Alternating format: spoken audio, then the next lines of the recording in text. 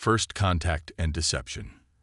The message arrived on a quiet Tuesday morning, broadcasting simultaneously across every communication device on Earth.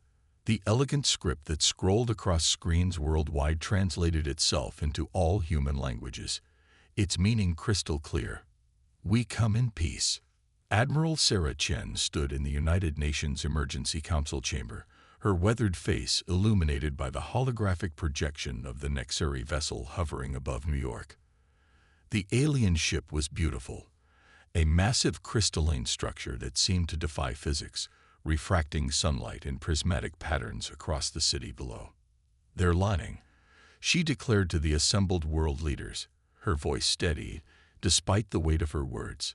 20 years of military intelligence work had taught her to trust her instincts. The timing is too perfect. They waited until we had just enough technology to understand them, but not enough to pose a real threat. The Secretary General leaned forward. "That's a serious accusation, Admiral. The Nexeri have shared medical technology that's already curing diseases we thought impossible to treat. Their environmental restoration projects have reversed decades of climate damage. What evidence do you have of hostile intent?" Chen activated her tablet, projecting a series of images. "These are satellite photos from the dark side of the moon, taken by our new quantum imaging system. The Nexeri claimed their fleet consisted of 5 ships. We've identified at least 30 in hiding, including what appear to be weapon platforms." A murmur of concern rippled through the chamber. Chen continued, "But that's not what worries me most. Our deep space monitoring stations have detected massive energy signatures consistent with quantum tunneling. They're building something, or rather, they're preparing to build something big." Dr. Marcus Rivera, Earth's leading xenobiologist, stepped forward. His usual enthusiasm was replaced by grave concern.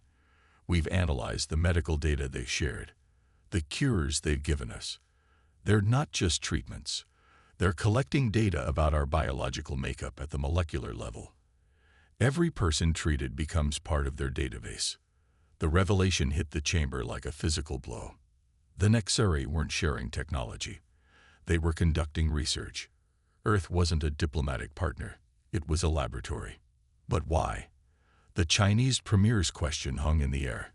If their technology is so advanced, what could they want from us? Rivera's hands trembled as he pulled up his research. "It's our adaptability. Human beings have something unique in the galaxy, our ability to survive and evolve in response to environmental challenges. Our immune systems, our cellular repair mechanisms, our neural plasticity, they're all extraordinary. The Nexeri, they're dying. Their perfect technology has made them evolutionarily stagnant. They need our biological adaptability to survive." Admiral Chen's expression hardened. "They don't just want to study us. They want to harvest us." The chamber erupted in chaos, but Chen's voice cut through the panic. "We have one advantage. They don't think we know. And they've drastically underestimated what humans do when backed into a corner." Within hours, a plan was forming. Humanity would continue to play along, accepting the Nexeri's gifts, while secretly preparing for war.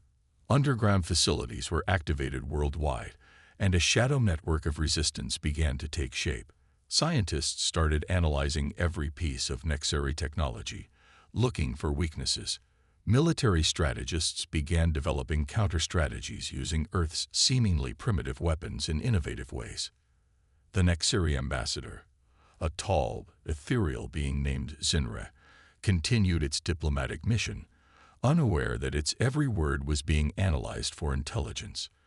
During a grand ceremony in Geneva, as Zinra proclaimed eternal friendship between their species, Admiral Chen watched the aliens' subtle expressions. She had learned to read their micro-gestures, the slight shifts in their crystalline skin that betrayed emotion.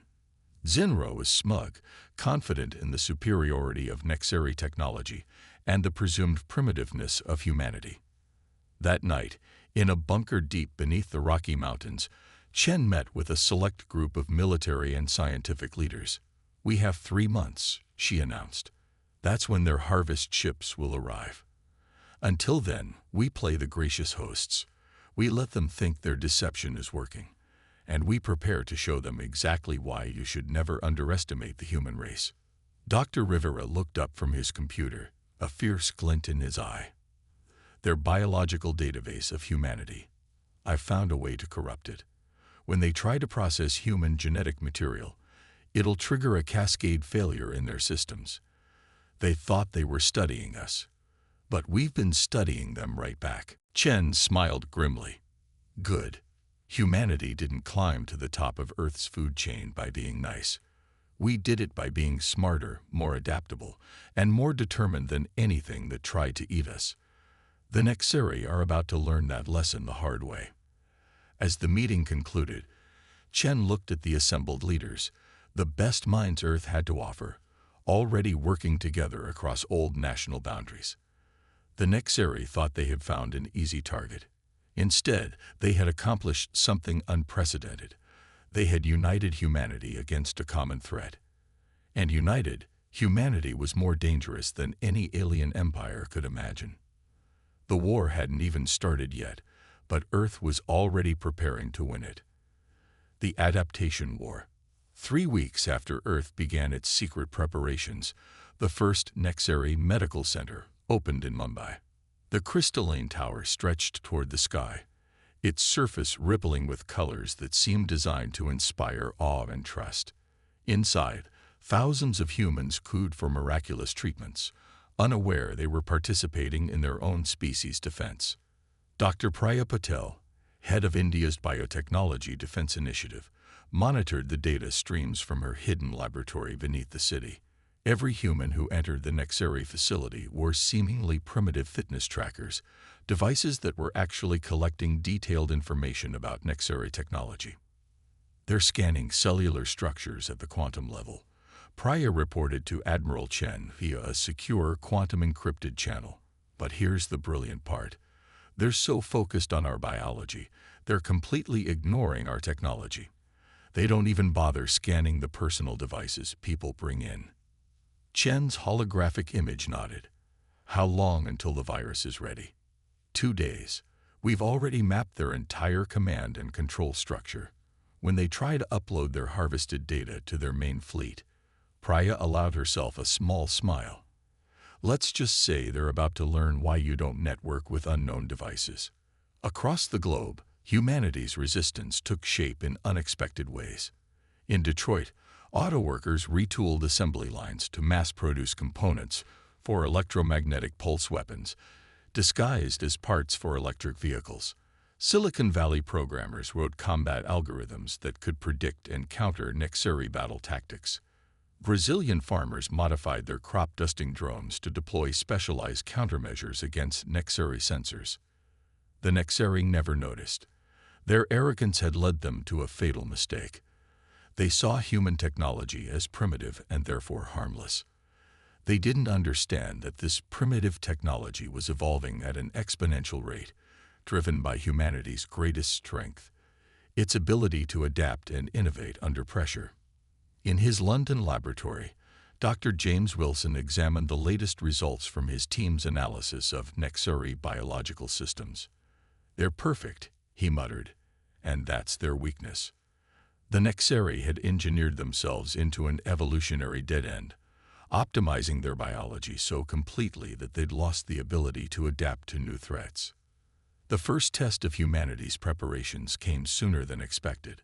A Nexeri harvest ship, impatient for results, broke protocol, and attempted an early collection in a remote area of Kazakhstan. They expected to find helpless humans ready for processing. Instead, they found a trap. The ship's sensors detected nothing unusual as it descended toward the seemingly primitive human settlement. The Nexeri commander, Verax, noticed the primitive satellite dishes and solar panels with amusement. Then, suddenly, every piece of human technology in the area activated simultaneously. The satellite dishes turned out to be precisely calibrated electromagnetic pulse generators. The solar panels concealed a network of quantum interference transmitters. Even the children's toys scattered around the village contained components designed to disrupt Nexeri systems. Verax had just enough time to realize something was wrong before his ship's perfect crystalline systems began to fail. The Harvest ship crashed, its crew captured intact, providing humanity with its first opportunity to study Nexari biology up close. Admiral Chen arrived at the crash site within hours. As she surveyed the wreckage, she received reports from similar incidents around the globe. The Nexari had attempted simultaneous harvest operations in 12 locations. All had failed. "Send the signal," she ordered. "It's time for Phase 2. Across Earth, hidden servers activated. The virus that Dr. Patel's team had developed began its work, spreading through the Nexari network. It didn't attack their systems directly. Instead, it subtly altered their biological database, introducing errors so subtle they wouldn't be detected until the Nexari tried to process the information. In orbit, the Nexari fleet remained unaware of their impending doom. Their commander, High Executor Zelnan, reviewed the preliminary harvest data with satisfaction. Everything was proceeding according to plan, or so it seemed. Back on Earth, humanity continued its deception, maintaining a careful facade of ignorance and compliance. But in underground facilities, abandoned mines, and repurposed industrial complexes, the real work continued. Engineers worked tirelessly to reverse engineer captured Nexari technology. Military strategists developed new tactics that combined human ingenuity with alien tech. Scientists explored ways to turn the Nexari's biological perfect against them. "They think they're watching us," Admiral Chen told her global command staff. "But we're the ones doing the real observation. Every moment they spend studying us is another moment we spend learning their weaknesses. And unlike them, we can adapt our strategy in real time." As Phase 2 began, humanity prepared for the moment when they would reveal just how badly the Nexari had underestimated them.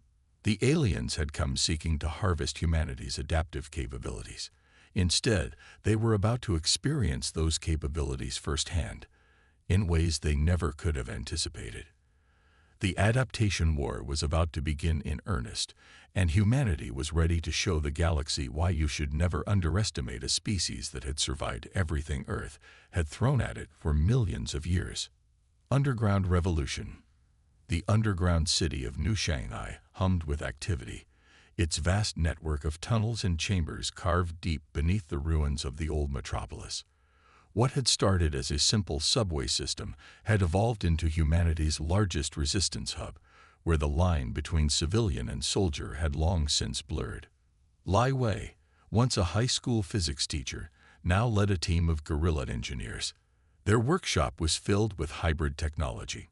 Nexari crystalline components jury-rigged with Earth electronics in ways the aliens had never imagined possible. "Their technology is perfect," Lai often said, "but perfection is predictable. And predictable is hackable." Today, they were testing their latest invention, the Ghost Box. It looked like scrap metal welded together, but inside was a revolution in stealth technology. Lai watched as his team activated the device, and a ripple of distortion spread through the air. The Nexari use quantum scanning to detect human biosignatures, Lai explained to the observing resistance leaders. But they never considered we'd figure out how to mask those signatures by creating localized quantum fluctuations. Their perfect sensors can't detect what they don't know to look for. Above ground, the Nexari occupation continued. Their crystalline towers had multiplied, each one a combination of research center and processing facility. But increasingly, their subjects were disappearing, vanishing into an underground network that stretched across continents. Dr. Isabella Santos, formerly of Brazil's top AI research lab, had developed a new form of combat algorithm. Unlike traditional military AI, her creation learned from human intuition and unpredictability. "The Nexari think in straight lines," she explained during a secure briefing. "Their tactics are flawless but rigid. Our AI thinks like humans, creatively, irrationally, impossibly." The first major test of these new technologies came during the Battle of Cairo. The Nexari, frustrated by increasing resistance, launched a full-scale sweep of the city. Their forces moved in perfect formation, their sensors scanning for human life signs. They found nothing. Beneath their feet, in forgotten tombs and hidden bunkers, thousands of humans watched through advanced surveillance systems. The ghost boxes masked their presence, while Santo's AI predicted every Nexari move before it happened.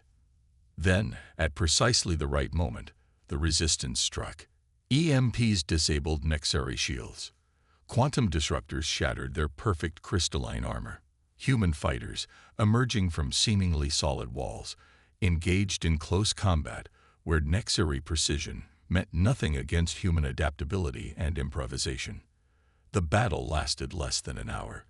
When it was over, the Resistance had captured 3 Nexari command ships and enough technology to arm resistance cells across Africa. More importantly, they had proven that humanity could not only fight back but win. Admiral Chen, watching the battle feeds from the Rocky Mountain Command Center, allowed herself a brief smile. "Send the Cairo footage to all resistance cells," she ordered. "Let everyone see that they can be beaten." The psychological impact was immediate. Across the globe, the resistance grew bolder. In Tokyo, teenagers used modified gaming consoles to hack Nexari communication networks. Australian Aboriginals taught resistance fighters how to move through the outback in ways Nexari sensors couldn't track. In the Amazon, indigenous knowledge combined with modern technology to turn the rainforest itself into a weapon.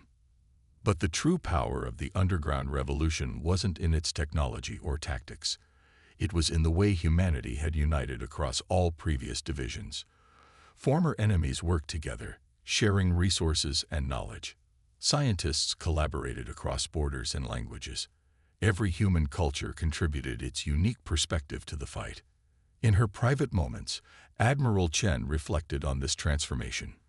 The Nexari thought they were superior because they had eliminated conflict and achieved perfect unity, she wrote in her diary. They never understood that our conflicts, our differences, our very imperfections are what make us strong. We don't need to be perfect. We just need to be human. The underground revolution wasn't just a military campaign. It was a testament to human diversity and adaptability. Every defeat taught them new lessons. Every victory revealed new possibilities. While the Nexari remained static in their perfection, humanity continued to evolve and adapt. As the resistance prepared for its next phase, word spread through the underground networks. The Nexari were beginning to show signs of fear. Their perfect formations had become hesitant. Their confident proclamations of superiority had been replaced by frustrated demands for compliance. They had come to harvest humanity's adaptive capabilities. Instead, they were experiencing those capabilities firsthand, in ways they had never imagined possible. The underground revolution was proving what humans had always known.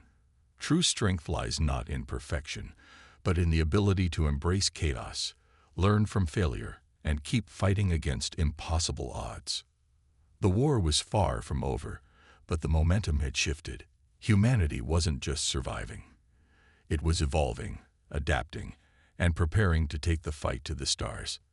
The Silicon Offensive. In a converted warehouse in Bangalore, rows of quantum computers hummed quietly. Maya Chandrasekhar, once a video game developer, now led Earth's most sophisticated cyber warfare program. Her team had spent months infiltrating the Nexari's supposedly impenetrable network, using methods so unconventional that the aliens never saw them coming. "Their systems are like crystal cathedrals," Maya explained to Admiral Chen's hologram. "Beautiful, perfect, and completely rigid. But we're not trying to break in through the front door. We're changing the ground beneath their foundations." The plan they called Operation Babel was audacious in its simplicity. Instead of attacking Nexari systems directly, they had spent months introducing subtle inconsistencies into the aliens' data collection. Each change was microscopic, meaningless in isolation. But together, they created a cascade of errors that was about to bring the entire Nexari network crashing down. "They've been gathering data about us for months," Maya continued, her fingers dancing across holographic displays. "But what they don't realize is that everything they've learned is subtly wrong. When they try to process their harvest, their perfect systems will tear themselves apart trying to reconcile the inconsistencies. In orbit, the Nexeri harvest fleet was assembling. Their crystalline ships formed geometric patterns of mathematical precision, preparing for what they believed would be their moment of triumph. High Executor Zelman watched with satisfaction as the final preparations were made. Then the first anomalies appeared. It started small, minor discrepancies in biological processing data, slight errors in quantum calculations. The Nexeri's perfect systems tried to compensate, adjusting their parameters to account for the unexpected variations. But each adjustment only made things worse, creating new errors that propagated through their network at light speed. On Earth, Maya's team watched through backdoors they'd planted in the Nexeri systems. "They're trying to fix it," she reported, a grim smile on her face. "But they can't. Their systems are too perfect, too rigid. They don't know how to handle imperfection." The Silicon Offensive had 3 phases. The first was confusion, introducing just enough errors to make the Nexeri doubt their own data. The second was cascade, using their attempts to fix the problems to create even bigger ones. The third was compromise, turning their own network against them. Around the world, other teams launched coordinated attacks. In Seoul, a team of K-pop idol hackers launched mimetic warfare campaigns, flooding Nexeri communication channels with cultural viruses, ideas and concepts so foreign to their rigid minds that their neural networks struggled to process them. In Silicon Valley, tech companies released swarms of quantum-entangled drones, each one carrying a fragment of a distributed AI that could adapt faster than the Nexeri could respond. The drones didn't attack. They simply existed in ways that violated the aliens' understanding of how technology should behave. The Nexeri response was exactly what humanity had predicted. They tried to impose order, to force reality to conform to their perfect models. But reality, especially human reality, refused to be contained. As their systems began to fail, the Nexeri made their fatal mistake. They attempted to purge their entire network, planning to restart from their original perfect state. But Maya's team had anticipated this. Hidden in their core protocols was a virus that activated the moment they initiated the purge. "We call it the Babel virus," Maya explained to the Global Resistance Command. "It doesn't destroy their systems. It makes them impossible to understand. Every piece of their network now speaks a different language, using protocols that contradict each other." The effect was devastating. Nexeri ships lost coordination. Their perfect formations fell into chaos. Communication between their units became impossible as each system developed its own unique interpretation of their base protocols. Admiral Chen watched the unfolding chaos from her command center. "They thought their perfection made them superior," she observed. "They never understood that perfection is brittle. Humanity's strength lies in our imperfections, in our ability to embrace chaos and learn from it." The Silicon Offensive marked a turning point in the war. The Nexeri, faced with the complete collapse of their perfect systems, were forced to confront an uncomfortable truth. They had fundamentally misunderstood the species they had come to harvest. As their fleet fell into disarray, humanity prepared for the final phase of the war. The Nexeri were wounded but not defeated. Their technology was compromised but not destroyed. The real battle was still to come. But now, for the first time, the aliens faced an enemy they couldn't predict or control. Humanity had turned their greatest strength, their perfect, crystalline technology, into their greatest weakness. The Silicon Revolution had begun, and there would be no going back to the old order. Victory in unity. The final battle for Earth began not with a bang, but with silence. The compromised Nexeri fleet hung in disarray above the planet, their perfect formations shattered by the Silicon Offensive.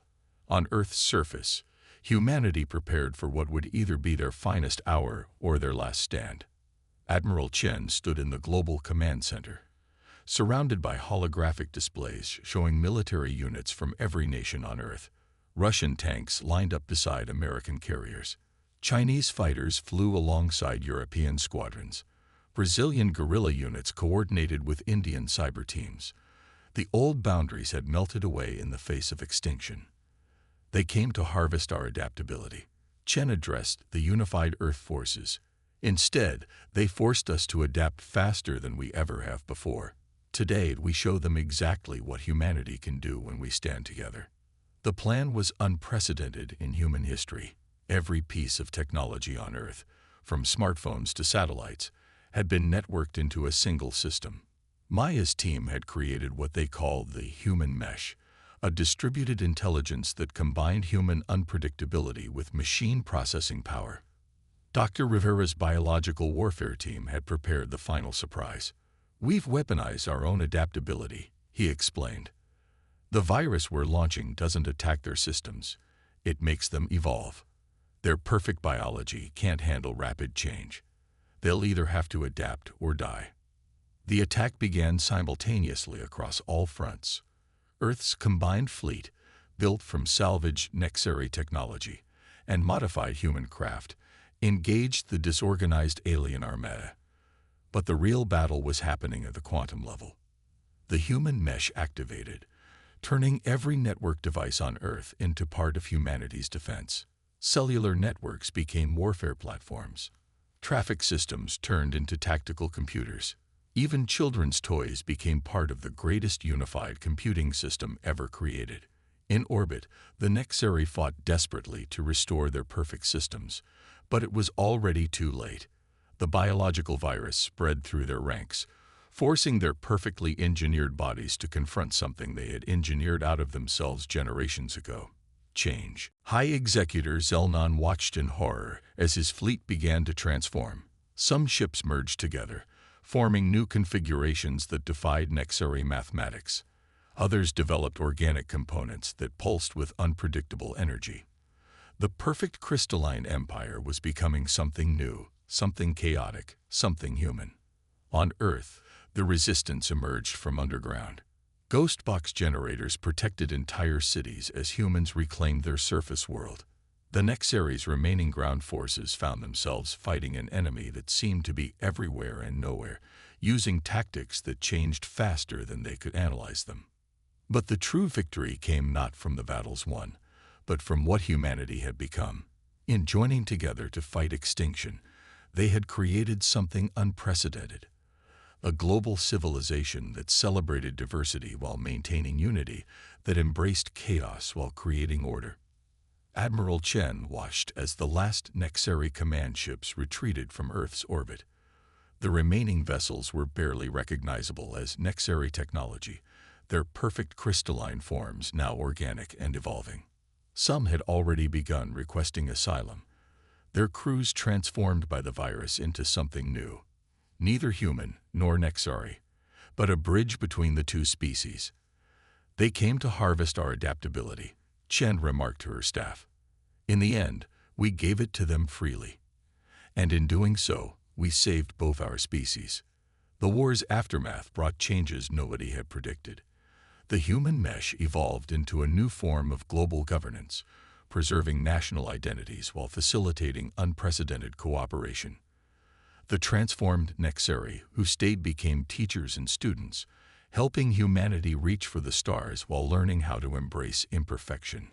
Earth's first interstellar embassy opened a year later, built from a combination of human and Nexari technology. Its design was neither purely crystalline nor conventionally human, but something new, adaptable, evolving, alive. As humanity took its first steps into the galactic community, they carried with them a message for any other species that might underestimate them. Earth's strength lies not in perfection, but in its ability to change, to adapt, to take what seems like weakness and forge it into strength. The Nexari had come seeking to harvest humanity's essence. Instead, they had helped humanity discover exactly what made them unique in the universe, not their technology, not their biology, but their unrelenting spirit and their ability to turn diversity into strength. The stars beckoned, and humanity reached for them, not as conquerors or victims, but as survivors who had learned the greatest lesson of all. True victory comes not from defeating your enemy, but from transforming them into allies.